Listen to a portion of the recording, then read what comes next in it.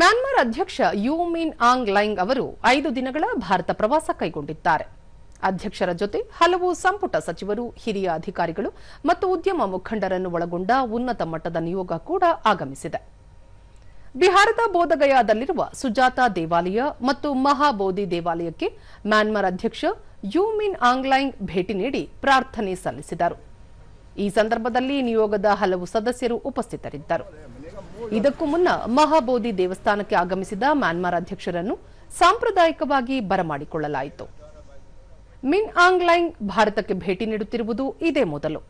ನಂತರ ಮ್ಯಾನ್ಮಾರ್ ಅಧ್ಯಕ್ಷರು ನಾಳೆ ಮ್ಯಾನ್ಮಾರ್ ಭಾರತ ವಾಣಿಜ್ಯ ವೇದಿಕೆಯಲ್ಲಿ ಪಾಲ್ಗೊಳ್ಳುವ ನಿರೀಕ್ಷೆ ಇದೆ. ಉಭಯ ದೇಶಗಳ ನಡುವಿನ ಐತಿಹಾಸಿಕ ಮತ್ತು ನಾಗರಿಕ ಸಂಬಂಧಗಳನ್ನು ಮತ್ತಷ್ಟು ಬಲಪಡಿಸುವ ಕುರಿತು ಸೋಮವಾರ ಅಧ್ಯಕ್ಷ ಯು ಮಿನ್ ಆಂಗ್ ಲೈಂಗ್ ಪ್ರಧಾನಿ ನರೇಂದ್ರ ಮೋದಿ ಅವರೊಂದಿಗೆ ಚರ್ಚಿಸುವ ನಿರೀಕ್ಷೆ ಇದೆ.